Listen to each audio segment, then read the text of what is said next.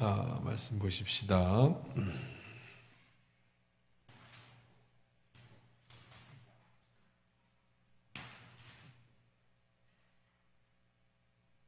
우리 17장이죠. 17장. 지난주에 마사 무리바 그것까지 봤습니다. 오늘은 이제 그 다음에 첫 번째 전쟁에 대한 말씀을 함께 나누려고 합니다. 아말렉과의 전쟁이 이제 시작됩니다. 우리 8절부터 소리 좀 잘 맞춰보세요. 너무 울려요. 8절부터 16절까지 같이 읽겠습니다. 출애굽기 17장 8절부터 읽어요. 그때 아말렉이 와서 이스라엘과 르비딤에서 싸우니라. 모세가 여호수아에게 이르되 우리를 위하여 사람들을 택하여 나가서 아말렉과 싸우라. 내일 내가 하나님의 지팡이를 손에 잡고 산 꼭대기에 서리라. 여호수아가 모세의 말대로 행하여 아말렉과 싸우고 모세와 아론과 훌은 산 꼭대기에 올라가서 모세가 손을 들면 이스라엘이 이기고 손을 내리면 아말렉이 이기더니 모세의 팔이 피곤함에 그들이 돌을 가져다가 모세 아래에 놓아 그가 그 위에 앉게 하고 아론과 홀이 한 사람 이쪽에서 한 사람은 저쪽에서 모세의 손을 붙들어 올렸더니 그 손이 해가 지도록 내려오지 아니한지라. 여호수아가 칼날로 아말렉과 그 백성을 쳐서 무찌르니라. 여호와께서 모세에게 이르시되 이것을 책에 기록하여 기념하게 하고 여호수아의 귀에 외워 들리라. 내가 아말렉 없이 하여 천하에서 기억도 못하게 하리라. 모세가 제단을 쌓고 그 이름을 여호와 니시라 하고 이르되 여호와께서 맹세하시기를 여호와가 아말렉과 더불어 대대로 싸우리라 하셨다 하였더라. 아멘. 좋으신 하나님 감사합니다. 이 시간에 말씀의 은혜 받도록 우리 귀를 열어 주옵소서. 예수님의 이름으로 기도합니다. 아멘.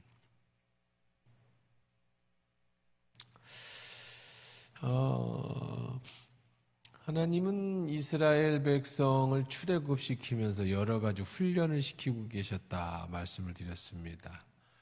나는 여호와 라파 치료의 하나님이다. 단물을 쓴물로 만들어 주시는 훈련도 했고 또 하늘에서 만나와 메추라기를 주시면서 너희들을 예비하시는 하나님으로서 필요를 채워주신 하나님에 대한 훈련도 했습니다. 이제 이스라엘 백성이 무리바에서 이 사건이 있은 후에 이제 르비딤에 이르렀는데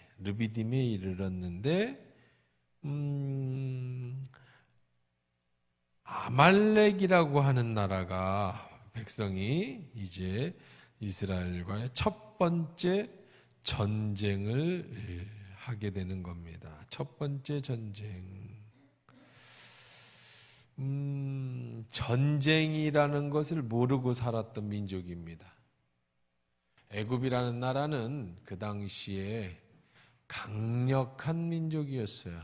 그래서 전쟁이라고 하는 것을 이렇게 크게 신경을 안 쓰고 살 수 있는 민족이 이 애굽이라는 민족입니다. 거기다가 이스라엘 민족은 마땅히 전쟁을 할 이유도 없는 민족이에요. 왜 그래요? 그냥 종 살았습니다. 자, 전쟁을 안 해봤다라고 하는 얘기는 무슨 얘기예요? 한 번도 누구를 죽여본 적이 없다는 얘기예요. 누구랑 자기들끼리야 싸우고 했겠지만 전투를 통해서 다른 민족하고 싸워서 전쟁을 한 적이 없다는 얘기입니다. 한 번도 전쟁을 치르지 못한 민족이 첫 번째 전쟁을 만났어요. 전쟁이라는 건 뭐예요? 죽인다고 달려드는 게 전쟁이잖아요. 전쟁 무서운 겁니다. 요즘에 그렇죠. 여러분 전쟁이 러시아하고 우크라이나 전쟁을 한번 보세요. 참 제가 영상 몇 가지를 이렇게 가끔 보는데 참 정말 무서운 일들, 전쟁에 대한 무서운 그런 영상들이 참 많이 있습니다. 저도 전쟁을 안 겪어본 세대입니다. 그렇죠? 근데 저는 어려서 공산당이 싫어요 배우면서 자랐지만 한 번도 전 전쟁이 날 거라는 걸 두려워해 본 적은 없어요. 이상한 신념이겠죠? 설마 북한이 쳐들어오겠어? 근데 희한하게 우리 애들은요, 당장 우리 아들은 전쟁을 굉장히 두려워합니다. 왜냐하면 내년에 군대 가야 되거든요. 자기 군대 갔는데 전쟁 나면 어떻게 하냐고. 지금부터 걱정이에요. 연기를 해야 되냐? 지금 북한이 러시아에 미사일을 쏘는데 이러다 전쟁 나는 거 아니에요, 아버지? 그래서 내년에 미루면 그때도 또 무슨 일이 터질지 모르니까 그냥 갔다 와라. 전쟁 나면 군인들이 제일 안 죽는 데더라. 이렇게 안심시키면서 웬만하면 가라, 빨리 가라. 제가 이렇게 부탁을 하고 있습니다. 우리 딸은요, 어디서 뭘 얘기를 듣는지 모르겠지만 자기는 인생에서 제일 무서운 게 전쟁이래. 그 어디서 빵 타이어 터지는 소리만 내도 4색이 돼서 아빠 전쟁 났는가 봐 하고 이렇게 쳐들어옵니다. 왜 그게 전쟁이 무서운지 저는 잘 모르겠어요. 우리는 그래도 저희 때는 전쟁은 못 봤어도 공비가 쳐들어왔다고 그러면 학교 앞에다가 공비가 가져왔던 총도 진열해 놓고 무장공비 간첩 신고 1,000만 원 이런 거 배우고 자랐던 사람인데도 전쟁이 그렇게 북한이 안 쳐들어올 거라는 이상한 맹신이 있는데 우리 애들은 전쟁이 뭔지도 모르는 애들이 그렇게 전쟁을 무서워합니다. 자, 한 번도 전쟁을 치러보지 않은 민족인데 이제 첫 번째 전쟁을 치르게 됐어요. 자, 얼마나 무섭겠습니까? 그렇죠? 큰 위기가 왔어요. 근데 이 본문을 한번 보면서 그러면 아말렉과의 전쟁의 개관이 뭔가를 한번 보십시다. 이 본문은 신명기 25장 17절 18절하고 같이 평행되는 구절입니다. 우리 신명기 25장 17절을 한번 볼까요? 여기에 아주 단서가 있어요. 신명기 25장 17절 다 찾으셨으면 우리 한 목소리로 한번 읽어보겠습니다. 25장 17절부터 읽어볼게요. 시작.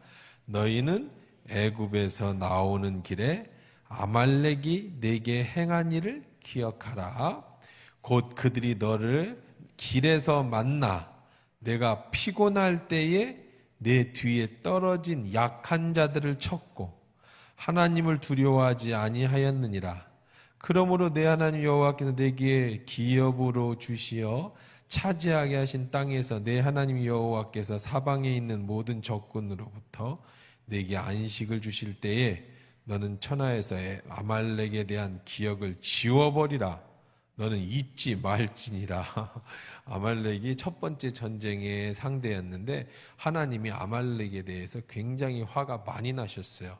그래서 이스라엘 백성들에게 너는 아말렉을 네 머릿속에서 지워버려라. 아예 걔들하고는 상종하지 마라. 그 아이들하고는 아주 거래조차 하지 마라. 근데 왜 아말렉에 그렇게 화가 났느냐면 뭐라고 그랬어요? 어떻게 했대요? 이스라엘 진영이요. 장정만 60만 명이 출애굽을 했습니다. 60만 명. 그러니까 우리가 보통 하면은 한 200만 명 정도가 출애굽을 했습니다. 200만이라고 하면 뭐를 한번 상상을 해보세요. 200만 명.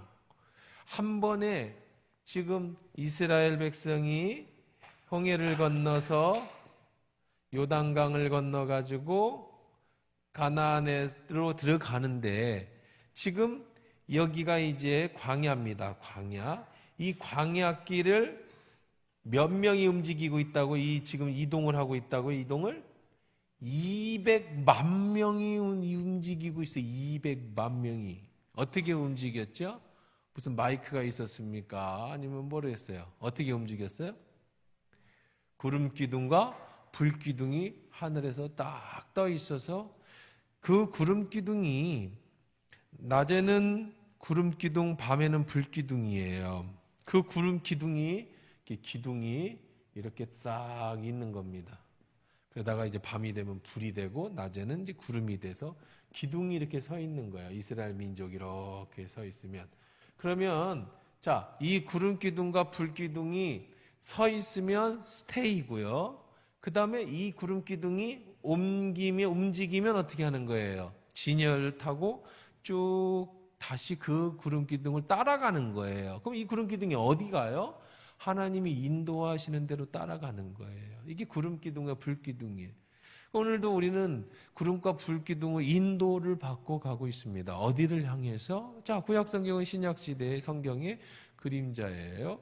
우리도 다 지금 광야 생활을 하고 있습니다. 어디 갈 거예요? 가나안 갈 거예요. 이 가나안이 어디예요? 하나님 나라. 우리는 하나님 나라의 백성입니다. 하나님 나라 갈 거예요. 하나님 나라. 이 땅에서 그리스도인으로 살다가 죽어서는 하나님 나라에 갈 거예요. 그 하나님 나라에 가는 그곳이 가나안입니다. 며칠 후 어디 가서 만날 거예요? 우리 모두 요단강 건너가서 만날 건데, 자, 하나님 나라에게 가기까지 죽어야 갈 거 아닙니까? 하나님 나라는 여기 있다 저기 있다 하지만 내 마음 속에서 이루어지는 것이다. 내 마음에 하나님 나라가 이루어졌어요. 여러분이 예수 그리스도를 나의 구주로 영접했습니다. 내 안에 하나님 나라가 이루어져서 하나님의 통치를 받기 시작했습니다. 그래서 우리는 그리스도인, 하나님의 통치를 받는 기독교, 예수 그리스도의 말씀을 따라 살아가는 사람으로 이 대한민국 땅에 발을 딛고 살아가고 있지만, 그러나 우리는 다 어디를 향해 가고 있는, 하나님 나라라고 하는 곳을 강해 가고 있는데, 자, 언제 갈 거예요? 죽어서 갈 거예요. 완성되어지는 나라는 죽은 후에 이루어질 겁니다. 물론 살아서 예수 그리스도가 재림하면 살아서 갈 수 있겠죠. 그러나 죽음과 동시에 시작되어지는 하나님의 나라라서, 자, 죽는다는 거 별거 아닙니다. 여러분, 죽는 건 진짜 별거 아니에요. 여러분, 오늘 숨을 쉬셨죠? 들여 마십니다. 내뱉습니다. 여러분, 오늘 숨을 몇 번 쉬셨어요? 혹시 기억하세요? 아니면 초시계를 대고 숨 쉴 때마다 재신 분 계십니까? 아니면 여러분, 오늘 내가 숨을 쉰다는 것조차도 여러분 뭐 했을 거예요? 아마 인식 안 하고 오늘 사셨을 거예요. 내가 여러분한테 지금 숨 쉬고 있죠 하니까 그러네? 내가 숨 쉬네? 그러셨지. 아마도 여러분 가운데 천식 환자나 아니면 폐병 환자나, 그래서 곧 돌아가시기 직전이신 분이라면 내가 숨 쉬고 있다 하겠지만, 그냥 일반적인 사람이면 여러분들은 지금 그냥 숨 쉬고, 아침에 잘 때도 숨 쉬었고, 일어나서도 숨 쉬고, 오늘 생활하면서 숨 쉬었고, 오늘 우리 이 자리에 앉아 계실 때도 숨을 쉬실 거예요. 그렇죠? 그런데 잘 보세요. 죽는 게 뭐냐면 숨을 들여 마시고 내뱉었어요. 그리고 못 들여 마시면 죽는 거예요. 이렇게 간단한 겁니다. 여러분, 죽음이라는 거는요, 항상 우리 옆에 있는 거예요. 지금 이태원 참사, 뭐라고 이름을 바꿨는데, 제가 그 날짜를 제가 기억을 못하겠네. 이태원 탐사라고 하지 말자. 왜? 자꾸 그럼 이태원에는 무슨 참사 나는 대로 기억날 거 아니냐. 그럼 외국인들 오겠어요? 자꾸 거기에 사람 죽는 거 기억나서. 그래서 그러지 말고, 10월 26일 참사인가? 11월 며칠? 30일? 29일? 29일. 10월 29일? 12구 참사 이렇게 하자고 얘기를 했는데, 제가 날짜를 모르겠네요. 이태원 참사라고 하지 말자고 하는데, 어쨌든 이제 기억하기 좋게 요즘 가까우니까 내년부터 이렇게 하고. 이태원 참사를 할 때 여러분, 그 건강한 애들이요 30분 만에 다 죽었습니다. 30분이 뭐예요? 5분 만에 죽었어요. 어떻게 하니까? 숨을 못 쉬니까. 압박이 돼서 이렇게, 여러분, 이 압박이 뭐냐면, 숨을 쉬면 들숨과 날숨이 있습니다. 들여 마시고, 여기에 여기가 이제 흉강이에요. 이렇게 숨을 쉬면 이 내장은요, 우리 5장 6번은 꽉 차 있어요. 그렇죠? 여기 떠 있는 분 계시면 혹시 있으세요? 막 떠서 따로 돌아다니시는 분 안 계시죠? 다 같이 그냥 내장이 이 껍데기, 배 껍데기 안에 이게 내장이 이렇게 다 들어있어요. 다 들어있는데, 여기에 이 폐 있죠? 폐에 공기가 들어오는 거예요. 그러면 어떻게 돼요? 꽉 차 있는데 공기가 들어오면, 여러분, 풍선이 꽉 차 있는데 꾹 누르면은 좁은데 공기가 들어와서 공기가 이 자리를 차지하려니까 어떻게 돼요? 나와야 되잖아요. 그렇죠? 다 더 불어나야 돼. 풍선을 꾹 누르면 옆이 튀어나오잖아요. 그래서 이게 배가 이렇게 나오는 겁니다. 그래서 여러분 숨을 쉴 때요, 상식적으로 가만히 계실 때 여러분 숨을 어떻게 쉬는지를 보세요. 30%의 사람이 보통 30%의 사람이 숨을 쉴 때 가슴으로 숨을 쉰대요. 이렇게. 이거는 옳은 숨쉬기가 아니랍니다. 이 숨이 들어가면 그 의사들 얘기입니다만은 숨이 들어가면 배가 들어가면 이 어깨가 내려온다는 거, 여기가 이제 이런 그 공간을 열어줘서 숨이 들어올 수 있도록 이렇게 열어주는 겁니다. 그럼 이렇게 내려오고 배가 나오게 된대요. 이렇게 그 풍선을 누를 때 꾹 누르면 배가 이렇게 나오잖아요. 누르는 쪽을 나오게 돼 있잖아요. 그런 위치래요. 그런데 여기가 안 나오고 여기로 숨을 쉬는 분들. 근데 대부분 이제 뚱뚱하신 분들은 배로 숨 쉬고 살이 없으신 분들이 가슴으로 숨 쉬는 분들이 계시는데, 근데 의사들의 말은 가슴으로 숨 쉬는 건 옳지 않다고 그래요. 배로 숨 쉬시라고, 배로. 그래서 배로 이렇게 배로 자꾸, 그러니까 여러분 가슴으로 숨 쉬시는 분들은 배로 숨 쉬는 걸 이렇게 연습을 하셔야 되는데, 자, 그렇게 숨을 들이마셨다 내뱉다, 이 압박을 받으면 요게 나왔다 들어왔다 나갔다 하는 요 1cm도 안 되는 0. 몇 cm도 안 되는 데를 누르는 거예요. 그럼 어떻게 됩니까? 공기가 못 들어가잖아요. 폐로 풍선을 눌러서 어느 정도 공간이 있어야 튀어나왔다 들어갔다 하는데 튀어나오는 데를 눌러버리는 거예요. 그러면은 여러분 정말 별거 아닌데 요 1cm도 안 되는 여기가 압박되면 사람이 숨을 못 쉬는 거예요. 그러니까 오장육부 멀쩡해요. 그래서 그 죽은 사람들,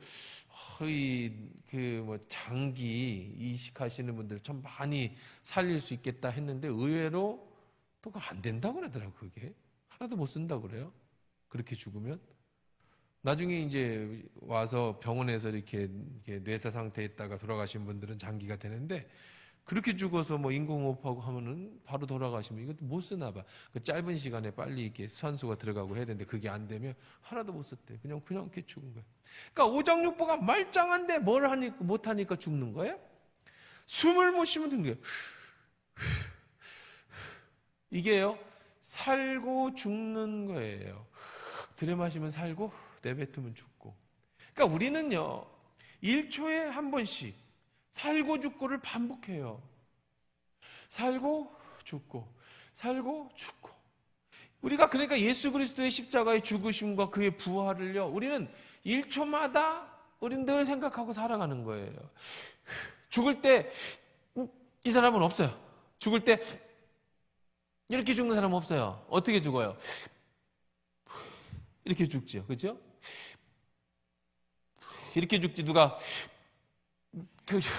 그러면 이상하잖아요. 그거 어떻게 해야 되지? 그러면 배를 눌러서 공기를 빼고 어떻게 하셔야 되나? 그거 안 되잖아요. 그러니까 제가 중학교 이제 고등학교 때 중고등학교 선생님을 했는데, 교회에서 중고등 고3 때 우리 담임 그 부장 선생님이 그런 얘기를 했어요. 부장 선생님이 자기 아버님이 어머니가 소천하셨어요. 돌아왔어요. 선생님들 사람이 죽을 때 어떻게 죽게요? 그래서 내가 선생님들 회의 시간에 그런 얘기를 한 거예요. 제가 어렸을 때부터 그럼 어떻게 죽게요, 사람이? 마지막 죽을 때? 그래서 제가 그냥 꽥 하고 안 죽어요? 그랬더니 맞아요. 우리 어머니 소천할 때 옆에 있어 보니까 숨을 들여마시고 꽥 하고 죽더래. 그래서 옛날 어른들이 그냥 하는 소리가 아니에요. 사람이 죽을 때 어떻게 죽는다고? 꽥 하고 죽는데. 꽥이 뭐예요?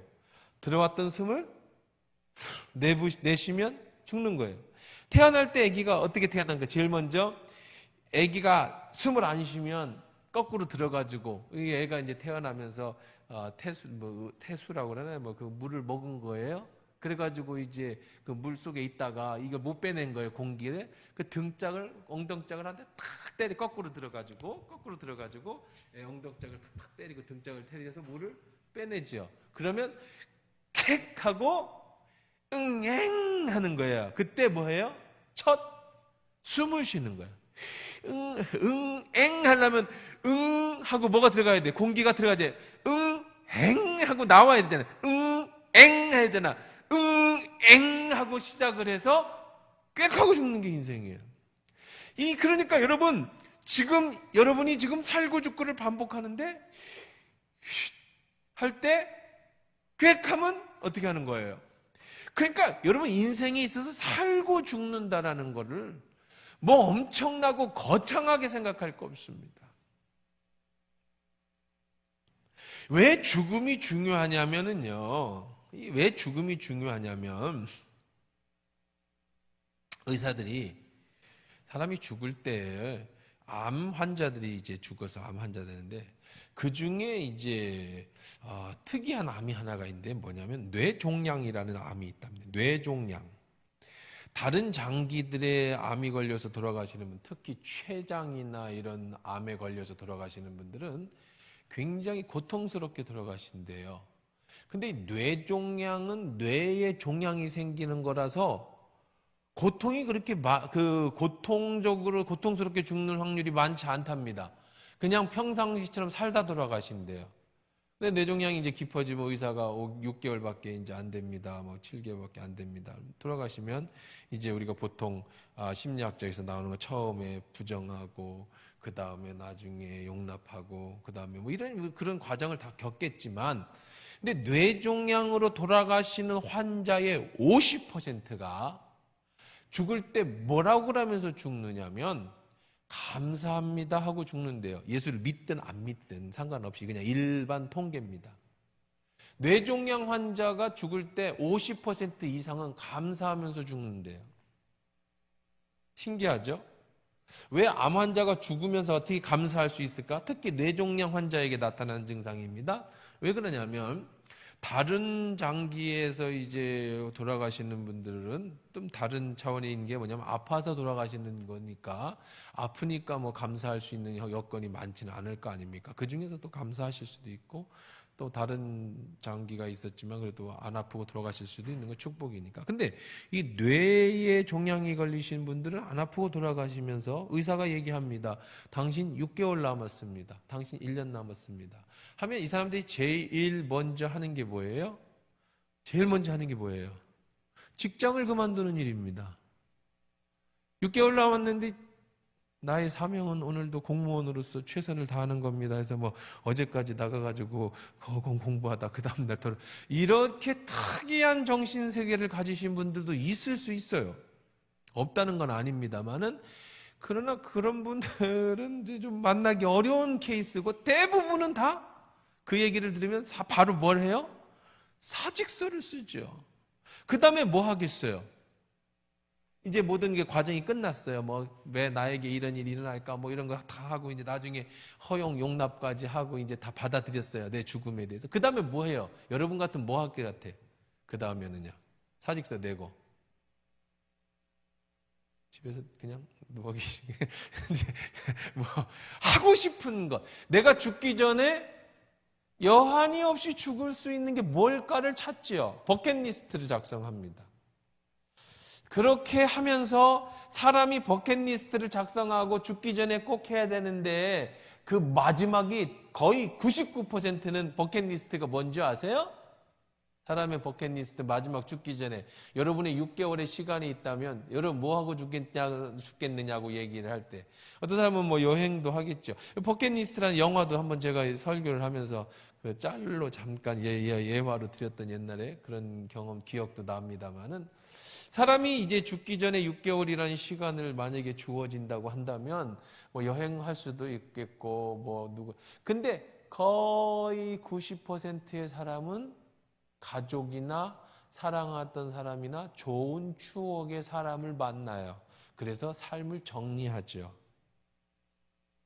최근에도 어제인가요? 그저께인가 집에 이제 저 목사 목회자 저 교회 미원중앙교회가 리모델링을 대대적으로 했다고 해서 이제 축하하러 감사하러 거기 갔다가 이제 돌아오는 길인데 아내한테 전화가 왔어요. 근데 보니까 40 언니 그래요. 그래서 사모님이 언니라고 하는 사람을 내가 태어나서 친언니 말고는 내가 별로 본 적이 없어. 다 권사님, 집사님, 뭐님이지 뭐 언니는 잘 모르잖아. 그래서 웬 언니인가 봤더니 아마 옆에서 저도 모르는 사람이에요. 그러니까 중고등학교, 중학교 때까지 같이 동네에서 살았던 언니인 것 같아. 그래서 어떻게 전화번호를 알아갖고 이제 연락을 했는데, 그러면서 이제 들리잖아요. 통화하는데, 저는 운전해갖고 오고 통화를 하는데, 야, 내가 살아보니까 참 언니가 이사도 많이 다니고 절에 잘했는데 제일 좋았던 기억이 그 동네에서 너희들하고 놀았었던 때다. 그러니까 초등학교나 중학교쯤이었는가 봐. 나중에 자세한 건 직접 물어보세요. 자, 그래서 한번 몇 년 동안 같이 해서 그 언니네 집에 놀러 갔던 얘기, 뭐 거기서 뭐 파인애플 주스 먹은 얘기, 네 집은 애들이 많았고 우리 집은 애기가 없었던 얘기. 그러니까 막 초등학교나 중학교 아주 초단계. 그런데 나중에 이런 얘기 저런 얘기를 한 20분 30분 하는데 옆에서 들어보니까 언니가 곧 돌아가시려는가 봐. 30년만 40년만 전화가 왔는데 자기 생애를 정리하는 것 같아요. 전주 살아요. 그랬구나. 이제 한번 놀러 오세요. 그랬더니 친정이 세종인데 거기도 지금 몸이 안 좋아서 못 가고 있다. 건강이 제일 좋으니까 너는 건강 제일 관리하고 있어. 뭐 그러면서 목소리나 얘기를 들어보니까 이제 삶을 정리하시는 것 같아요. 그러면서 뭐라고 얘기를 하냐면, 내가 이사를 수없이 다녔는데 지금 내 인생에 뒤돌아보니 너희들하고 놀 때, 초등학교, 중학교, 그때가 제일 재밌고 행복했던 것 같아. 뭐 그러니까 괜히 가슴이 찐해고, 나는 얼굴도 모르는 사람인데 왠지 모르게 그냥 운전하면서 말 조심해야 될 것 같고, 이게 브레이크도 설설 밟아야 될 것 같고, 이게 무슨 어떤 그런 막 미묘한 생각이 돼. 아니 뭐 초등학교, 중학교 때, 여러분 중학교 때 좋은 기억이 났다고 40년 만에 전화번호 찾아갖고 잘 있느냐고 전화하는 거, 왜 그래요? 아마도 자세한 내용은 모르겠지만 그분이 생을 마감하려고 정리하고 있는 것 같아요. 자, 그러면서 사람들은 마지막에 이제 이 버킷리스트라는 영화에서도 제가 말씀드렸지만, 그 영화에서도 마지막이 뭐예요? 자기 딸과 화해하고 세상에서 가장 아름다운 여인에게 키스하기가 그 남자의 마지막 버킷리스트였는데, 그게 누구였어요? 자기 손녀였어요. 이미 딸 결혼식 할 때 이제 이 딸을 결혼하지 말라고 그랬는데, 이 딸이 아빠를 반대를 무릅쓰고 결혼을 했죠. 그러고 나서 이제 그 사위가 가정 폭행을 했어요. 그래가지고 그 아버지가 재력가입니다. 그래서 그 사위를 이제 사주해가지고 때려줬어요. 그 사건으로 딸하고 아버지하고 멀어졌어. 아기 낳기 전에. 그 뒤로는 얼굴도 안 쳐다봤는데 마지막 아버지가 죽기 전에 찾아갑니다, 딸을.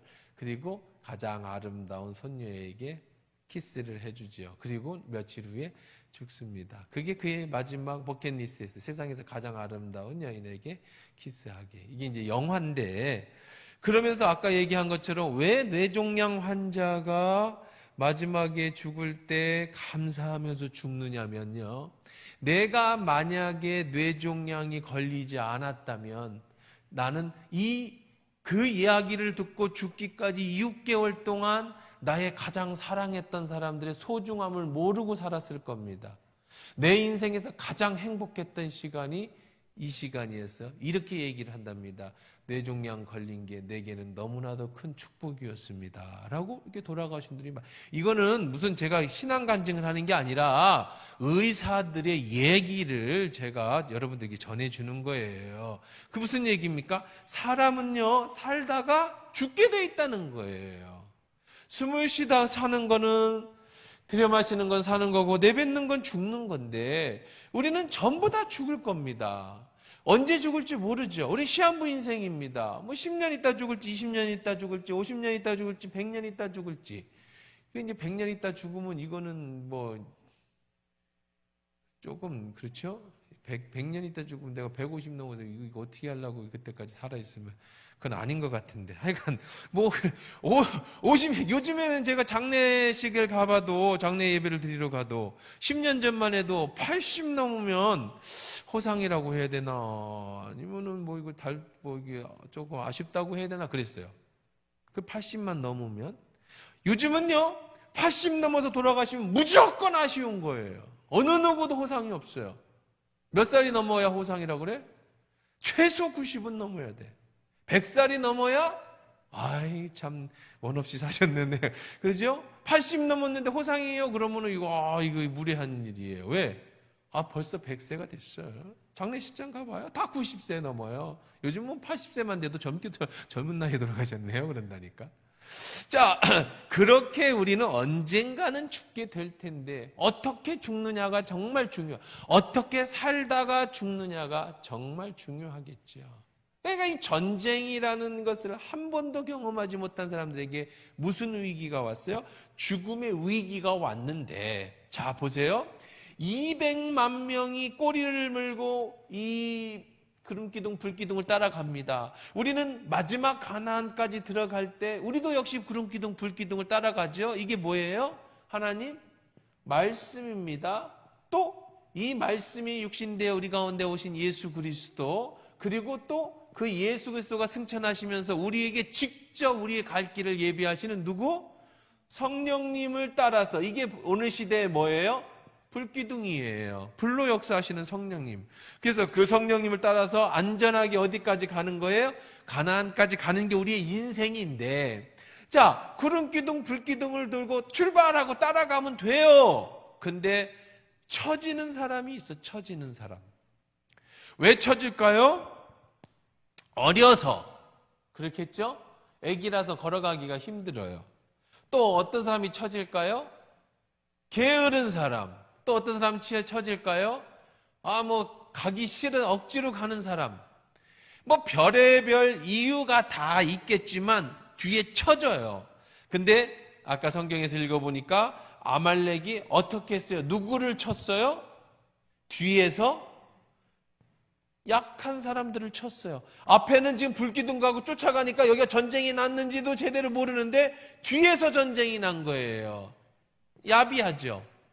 진짜로 전쟁하려면 앞에서. 이스라엘 전쟁은요, 여러분, 전쟁은 이걸 조금 히브리 문화로 여러분 이해하셔야 되는데요. 우리는 이 시대에 전쟁하면 우리 머릿속의 전쟁, 우리 문화 속의 전쟁은 뭐예요? 딱콩낙콩 하다못해 돌 던지고 죽창으로 찌르고 말 타고, 이걸 전쟁이라고 생각하잖아요. 서로 하다못해 복싱이라도 하든지, 안 되면 없으면 주먹이로 꼴밤이라도 때리든지 이렇게, 그게 전쟁이잖아요. 근데 이 당시의 전쟁은 그런 전쟁이 아니에요. 옛날 시대에는요, 이 당시에는 전쟁을 그렇게 하지 않았어요. 어떻게 전쟁하는 거냐면 다윗과 골리앗처럼. 다윗과 골리앗은 전쟁 중이었잖아요. 걔들 그렇게 싸워요? 안 싸우죠. 다윗 진영이 여기 서 있고, 그렇죠? 이 사울 진영이, 이쪽은 블레셋 진영이 서 있고, 누가 나와요? 싸움을 도두는 자가 나와요. 싸움을 도두는 자가 뭐냐면 장수, 삼국지에 나오는 것처럼, 일본 무사들 전쟁하는 것처럼. 옛날 일본 무사들도 다 그렇게 전쟁을 했어요. 일본은 사무라이 정권이거든요. 일본 사무라이는 성을 지키고 살아요. 일본 성, 무슨 성, 일본 가면 무슨 성 다 있잖아요. 교토성, 무슨 성. 그러면 성주가 사무라이입니다. 그래서 성 위에서 이 사무라이들이 이렇게 성을 이렇게 일본 성입니다. 일본 성이 이렇게 문이 있죠. 그 다음에 여기에 수로가 있어서 물이 이렇게 흐르고 못 넘어오게. 그 다음에 높은 성을 쌓습니다. 그리고 이제 성곽이 있고, 여기 안에 이제 누가 사냐면 사무라이들이 살아요. 사무라이들이. 그 다음에 백성들은 어디 사냐면 여기 밖에 살아요. 여기 성이 그렇게 크지는 않으니까 성 안에는 누가 살고? 사무라이들이 살고. 그러면 전쟁이 나면 누구하고 싸우는 거냐면 사무라이들끼리 싸우는 거예요. 이 농부들이나 상민들은 안 싸워요. 그래서 이 성을 다른 사무라이 군대가 와서 차지하면 모든 그 백성은 다 이 성에 이제 이 성주가 바뀌는 거예요. 백성들은 안 싸워. 원래 전쟁은 그래야 되는 거죠. 지금 러시아하고 우크라이나 싸움도 누구와 누구끼리 싸워야 되는 거예요, 사실. 군인들끼리 싸워야 되는데 이놈들이 자꾸 민간인 거기다가 폭격을 하니까 문제가 되는 거잖아요. 민간인들이 뭐 전쟁에서 그냥 이기는 편 우리 편이지 뭐 민간인들이 뭐 우리가 어떻게 하겠어요. 자, 이때도 마찬가지입니다. 싸움을 돋우는 자가 나왔어. 그쪽 골리앗이 나온 거예요. 그래 하나님 욕하니까 다윗이 너는 칼과 창과 당창으로 내게 나오니와 나는 내가 모욕하는 만군의 여호와의 이름으로 가노라. 물맷돈 던졌더니 띵 맞고 탁 넘어. 뭐 이런 얘기잖아요. 그게 전쟁인 거죠. 그래서 장군이 이기면 가가지고 칼로 그 목을 탁 베고 장군의 머리를 딱 들어 와 그러는 거예요. 그러다가 이쪽 장군 더 있잖아요. 야, 하나 갖고 되겠냐? 또 싸워보자. 그래서 싸움 돋우는 장군들이 이게 뭐 몇 대 몇로 싸워 씨름도 하듯이 그러다가 한쪽이 지면 패. 그러면 백성이 다 누구 거 되는 거예요. 그쪽 다 가져가는 거예요. 이게 전쟁이에요. 그런데 야비하게 그렇게 하지 않고 어떻게 했다? 뒤에서 쳤어요. 이건 아주 야비한 장세. 누구를 친 거예요? 민간인들을 친 거예요. 그래서 하나님이 아주 화가 나셨어요. 이놈들이 다 있어. 그래서 걔들 아주 쳐다도 안 봐. 라고 하는 게 오늘의 배경입니다. 자, 그래서 아말렉과 싸우게 됩니다. 자, 우리가 지금 본문으로 다시 들어갈게요. 모세가 여호수아에게 이르되, 자, 이거 마무리하고 가야지. 자, 그러니까 이건 마무리하고 가야 되니까 이제 잊어버릴 뻔했네, 마무리를. 여러분, 신앙에 있어서 우리가 하나님 말씀의 성령의 이끌림을 받아서 가나안 하나님 나라까지 가는 동안에 뒤처지면 안 돼. 뒤처지면 누가 여러분 끌고 가? 아말렉이 끌고 가요. 아말렉이 누구죠? 누구예요? 사단이지, 사단. 누가 여러분 떨어져 나갔느냐면 뒤처지는 사람이 떨어져 나가는 거야. 시험 드는 사람이 떨어져 나가는 거야. 그러니까 여러분, 시험 들지 마세요. 시험 든다는 게 마음 상한다는 얘기죠. 교회에서 생활하면서 마음 상해할 일을 하지 말라고. 참 감사해요. 저는 우리 하나교회에 있으면서 너무 감사한 게 뭐냐면, 성도가 시험 들었다는 얘기는 1년 지나도 뭐 별로 못 들어요. 한두 명. 그냥 또 자기 혼자 시험 들다가 또 혼자 풀어졌다가 뭐 그냥 그렇게 넘어가는데, 그래 뭐 시험 들어서 교회 안 나와요. 뭐 이런 사람은 뭐 최근 몇 년간은 뭐 거의 못 본 것 같아요. 없는 건 아닌데 옛날에 뭐 그래서 나간 사람도 있겠죠. 있는데 최근 몇 년간은 뭐 시험 들어서 나간다 이런 사람은 못 본 것 같아요. 근데 다른 교회들 보면 시험 들어서 나간다는 사람들 참 많아요. 그렇죠? 시험들 왜 이렇게 많이 들어요? 시험 들지 마세요. 늘 얘기하지만 시험은요 누구 때문에 듣는 게 아니에요. 시험은 그냥 본인 혼자 드는 거예요. 혼자. 시험에 드는 이유가 많이 있습니다. 시험에 드는 많은 이유가 있는데 그냥 그걸 다 일일이 얘기할 수는 없는데 한 가지만 얘기를 하면 하나님 바라보지 못하고 사람 보면서 시험 드는 거예요. 아주 그냥 한 가지예요.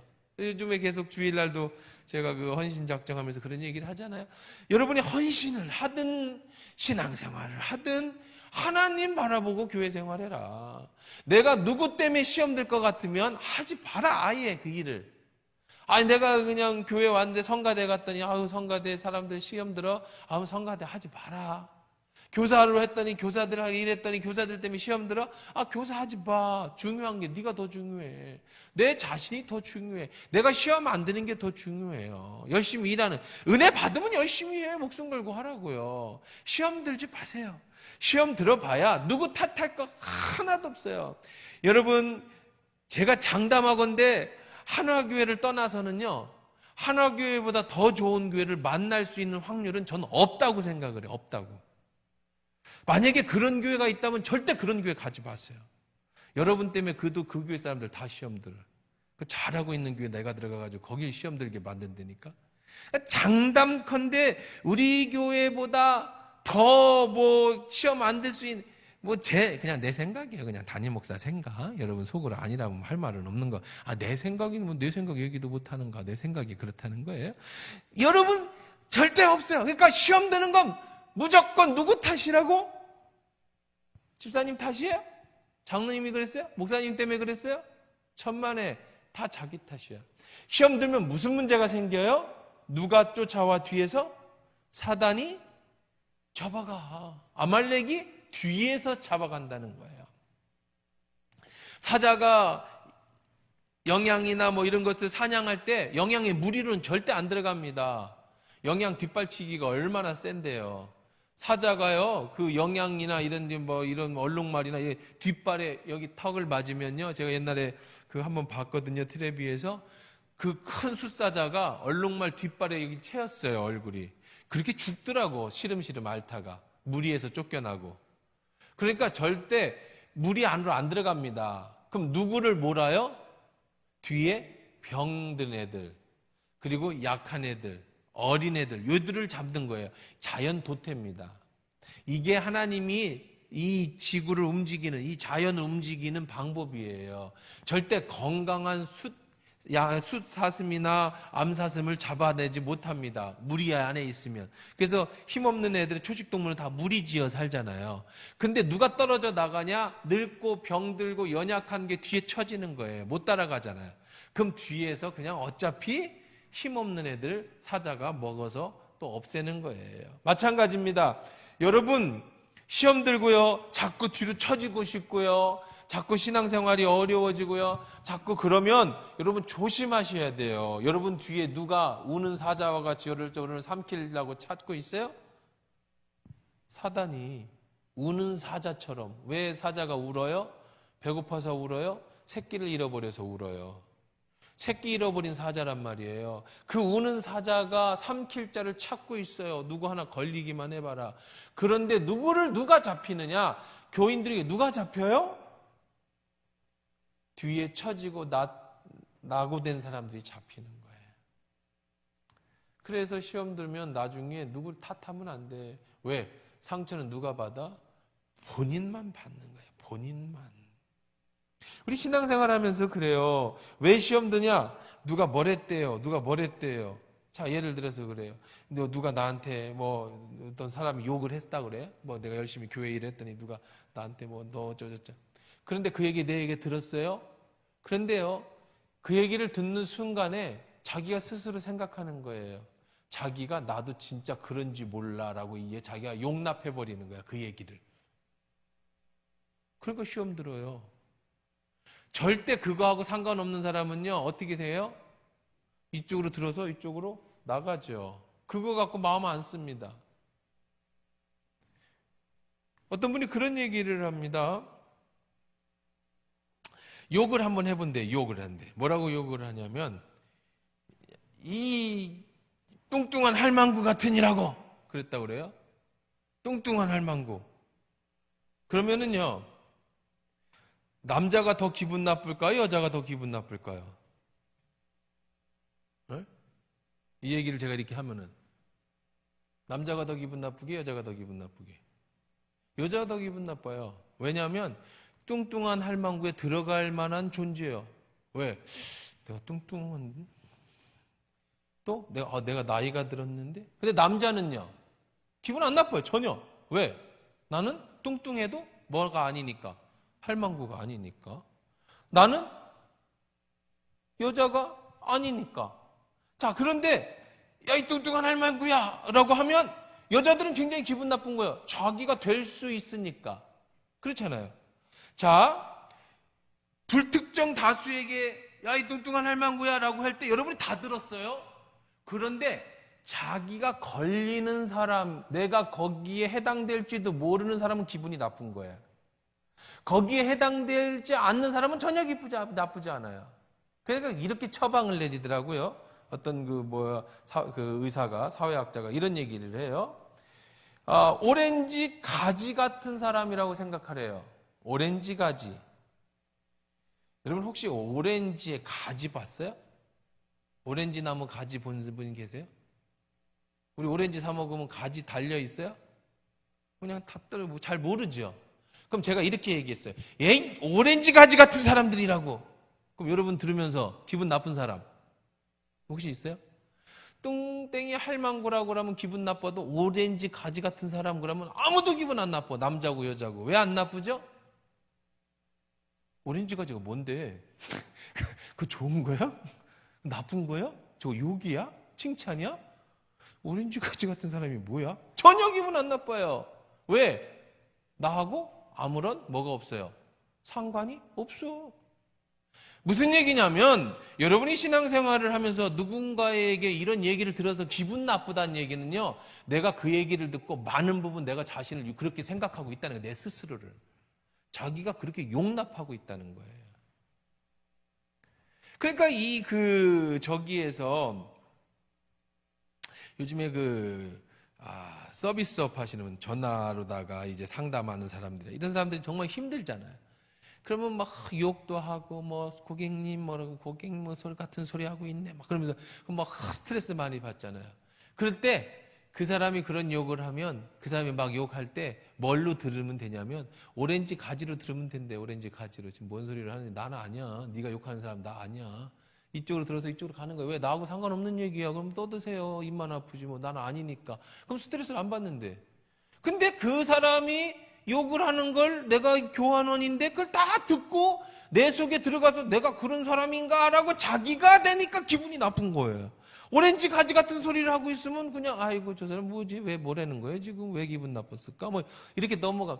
교회 일을 하다가 신앙생활 하다 시험 드는 것도요. 누군가가 여러분의 말 때문에 시험 들면 혹시 내가 정말로 그런 사람이 자기 스스로도 그런 생각을 가지고 있으니까 시험 드는 건데 누가 그런 얘기를 했을 때 오렌지 가지 같은 소리 하고 있는데 나 그런 사람 아니야 라고 하면 그 사람이 뭔 욕을 하든 뭘 하든 내 얘기 아니야. 그건 나 그런 사람 아니니까. 라고 하면 시험이 안 드는 건데 그걸 또 누가 그랬는지 누구한테 들었나는 둥 너 증거 있냐는 둥 한번 삼자 대면해가지고 한번 진짜로 그런 얘기를 했는지 안 했는지 해보자는 둥 막 이러면서 이제 아버지 할아버지 사촌 다 나오고 이제 너 교회를 떠나느니 네가 무슨 장로니 이런 소리 했었고 그래 이제 그러면 그냥 파탄이 나는 거 파탄이 말 그대로. 사단은 뒤에서 누구를 공격하느냐 그걸 봐야 돼. 여러분이 신앙이 뒤처지면 자꾸 여러분들이 교회 가기 싫어. 응? 수요일인데 오늘 교회 가기 싫어. 금요일인데 교회 가기 싫어.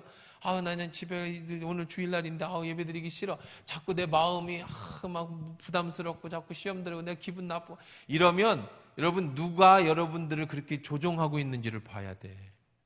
사단이 지금 여러분을 어떻게 무리해서 분리시키고 있는 거예요. 교회라는 그룹에서 여러분을 떨어뜨리는 거예요. 여러분이 사회의 공동체에서 여러분을 떨어뜨리는 거예요. 떨어지면 어떻게 해? 그 다음에 아말렉이 공격하려고. 여러분 이거 기억하십시오. 하나님 나라 가는 동안 우리는 말씀과 성령의 구름 기둥과 불 기둥으로 여러분을 가나안 땅까지 인도하실 겁니다. 우리는 그 여정 속에 있어요. 그 여정 속에 시험 들지 마시고요. 어디 사단한테 잡혀 먹지 말고 그저 구름 기둥 불 기둥 앞장서서 가. 앞장서서 우리 내년부터 제가 그런 거 좀 캠페인을 좀 하려고 그래. 여기 좀 앉아. 여기 좀 이렇게 여기 좀 앉고 왜 이렇게 뒤로 앉아? 왜 뒤로? 여기 뒤에 앉으면은요 별의별 거 다 있어요. 여기서 오줌 누러 가는 사람 다 쳐다봐야 되고요. 뒤에서 바시락거리는 사람 쳐다봐야 되고요. 집중 안 돼 예배에. 여기 앞에 앉으세요. 앞장서세요. 앞에 계셔야 돼. 앞에 있어야 은혜도 받고요. 앞에 있어야 여러분의 은혜. 여기 앉으면은요 뭐만 보냐? 목사님만 보여요. 뒤에서 뭔 일이 일어나는지 몰라요. 상관없습니다. 애들이 뛰어다니는지 누가 우는지 뭔 소리. 그 뒤에 앉으면 별거 다 참견하죠. 이게 조금 피곤할 것 같으면 쳐다도 보고 오줌 누러 가기도 쉽고 물 먹으러 가기도 쉽고 그냥 기분 나쁘면 좀 일어났다 앉았다 하기도 쉽고. 그러면 은혜가 안 돼. 딱 여기 앞에 여기 앉아야 돼. 여기 왜 뒤로 쳐져요? 학교 다닐 때 왜 공부 못한 애들은 다 뒤에 있잖아요. 공부하기 싫은 애들 다 뒤에 있잖아요. 공부 잘하는 애들 앞자리에 앉으려고 하잖아요. 뒤에 있는 애들 왜 뒤에? 선생님 안 보면 싹 도망가고. 학교 다닐 때 많이 그랬어요. 선생님 칠판 하면 뒤로 싹 도망가. 선생님 몰라. 50명, 60명 있으니까 하나둘씩 없어져도요.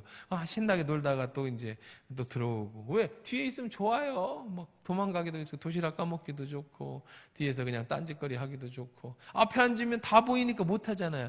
여기 있어야 돼, 앞에. 뒤에 있으면 아말렉이 잡아가요. 이거 참. 딴 얘기하다 시간 다 갔네. 큰일 났네. 하지도 않았는데. 그렇죠? 아론과 훌 등장도 안 했는데 모세 손도 안 들었는데 아말렉 얘기 하나 갖고 그냥 한 시간이 다 가버렸네. 그래요. 우리가 이거 다 뛰고 시험 볼 것도 아니고 언젠가는 출애굽이 끝나는 날도 있겠죠. 창세기도 끝났는데 죽게 들숨 날숨이 끝나기 전에 출애굽기는 끝나겠지 뭐. 그죠? 누가 먼저 끝나나? 내 숨이 먼저 끝나나? 출애굽기가 먼저 끝나는가? 언제는 끝날 겁니다. 창세기 끝나는 거 보세요. 출애굽기도 끝날. 오늘 한 절 했네요. 그렇죠? 8절 한 절. 그때 아말렉이 와서 이스라엘과 리비딤에서 싸우니라.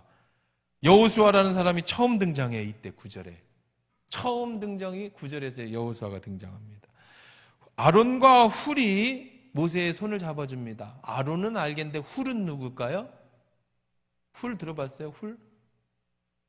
훌은 누구냐면은요, 부사렐이라고 해서 나중에 이제 그 성전 기물을 만든 장인이 있습니다. 부사렐. 그 사람의 아버지입니다. 근데 더 결정적인 사람은 뭐냐면 훌은 누구냐면 미리암 있죠? 언니 미리암, 누나 미리암의 남편이에요. 이게 집안이에요, 집안. 아론은 형이고 훌은 누구예요? 그러니까 처남이고 손이 처남이고 집안이 다 해먹어. 이 집은 뭐 모세, 여호수아, 아론, 훌 이게 다 같은 집안 애들이야. 이 당시에 리더는 전부 그 집안 애들이었어요. 아론과 훌이 손들면 이기고 힘들어서 모세의 손이 내려오면 지고. 그렇죠? 그 얘기는 우리 다음 주에 시간이 됐으니까 하도록 그렇게 하겠습니다. 오늘 말씀 정리해 보도록 그렇게 하겠습니다. 우리의 인생은요, 숨이 멈추면 끝나는 겁니다. 오늘도 우리는 계속 살고 죽고를 반복합니다. 살고 죽고, 죽음은 가까운 거예요. 숨 못 쉬면 그냥 꽥 마지막 숨과 함께 끝나는 겁니다. 그럼 어떻게 사는 게 좋은 인생이냐? 먼저는 말씀과 기도로 성령의 불기둥과 구름기둥을 따라서 가나안까지 가십시오. 뒤로 처지면 아말렉 사단이 여러분을 잡아갑니다. 어떻게 사는 것이 잘 사는 겁니까? 사랑하며 사십시오. 가장 가치 있는 것. 꼭 6개월이라는 시한부 시간을 정해줘야만 그제서야 사랑이 뭔지, 가족의 소중함이 뭔지, 내게 소중한 것이 무엇인지 깨닫지 마시고, 여러분이 만약에 지금 이렇게 생각하면 좋을 것 같아. 6개월의 시한부 삶을 살았다가 의사가 다 낫습니다 라고 하는 얘기를 오늘 들은 거예요, 이 시간에. 그럼 나머지 여러분의 인생은 어떤 인생을 살 수 있겠어요? 이제부터 정말 시한부 인생 같은 삶. 숨이 꽥 하면 끝나는 거니까 그때까지 행복하게 사세요. 성공하는 게 목적이 아니에요. 승진하는 게 목적이 아닙니다. 우리 인생은 다 놓고 가야 될 때가 있어요. 사는 동안에 가족과 함께, 사는 동안에 하나님 나라를 이루면서 그렇게 살다가 마지막에 가나안 요단강을 건너 가나안에 들어가듯 하나님 나라가 임할 때에 우리는 주님 앞에 가서 잘했다 칭찬 듣게 될 것입니다. 여러분 신앙생활하면서 뒤처지지 마세요. 낙오되지 마세요. 시험 들지 마세요. 그 모든 시험은 여러분 책임입니다. 여러분이 그런 사람이 아니면 누가 나한테 뭘 하든 누가 나를 비판하든 누가 나를 판단할 아무런 근거가 없어요. 아무도 여러분을 판단하게 하지 마십시오. 여러분 하나님 앞에서 나는 소중한 사람입니다. 누구에게 판단을 맡길 근본이 없는 거예요. 판단을 맡기는 건요 마치 뭐 같은 거냐면은요, 여러분 개 산책시킬 때 개 목줄을 잡고 이렇게 가죠. 그럼 개가 막 가려고 하면 어떻게 해요? 여러분이 개가 막 차로 뛰어들려면 여러분 잡고 있던 목줄을 어떻게 합니까? 탁 잡아채죠. 개가 막 냄새 맡고 안 간다 그러면 빨리 가자 하고 끌고 가죠. 개 목줄 왜 잡아요? 개가 지멋대로 못 가게 잡는 게 개 목줄이잖아요. 여러분이 인생에서 남에게 여러분의 판단을 맡기는 거는요, 남의 기분에 따라서 여러분이 좌지우지 되고요, 남한테 보이려고 하는 인생을 살고요, 남의 얘기에 시험 들고 하는 건 여러분 목줄을 그 사람 손에다 잡아놓은 거예요. 그 사람이 여러분을 이리 채고 저리 칠 때 이리 끌고 가면 이리 가고, 이 사람이 이렇게 하면 화를 내고, 이렇게 조금만 칭찬해주면 그냥 그 밑에 가서 꼬리치는 강아지하고 똑같은 거예요. 여러분 인생을 여러분의 목줄을 왜 남의 손에 잡습니까? 아무도 여러분의 목줄을 남이 못 가져가게 하세요. 다른 사람 기분에 여러분이 휘둘리지 마십시오. 다른 사람의 칭찬에 여러분 휘둘리지 마세요. 우리는 하나님 앞에서 정직하게 살아가는 존재들입니다. 하나님이 잘했다면 잘한 거고, 하나님이 안 된다고 하면 아무리 좋은 것도 아닌 거예요. 구름기둥 불기둥 성령을 따라 사셔야지 여러분의 어떤 감정이나 시험 들지 마십시오. 시험 들면 결국은 사단이 좋아해. 교회 떠나고 해봐야 누가 좋아하는 거예요? 사단이 좋아하는 거예요. 그러고 몇 번 하면 죽을 때 아무도 여러분을 위해서 애도해 주지 않아요. 아무도 여러분을 위해서 장례 예배 드려주지 않아요. 그럼 불쌍한 인생 살다가 끝나시면 안 되지 않겠습니까? 여러분 시험 들지 마시고요. 그저 하나님 말씀 앞에서 정직하게만 살아가시다가 우리 모두 다 같이 주님 앞에 설 때 잘했다 칭찬 들을 수 있는 저와 여러분 되길 주의 이름으로 축원합니다.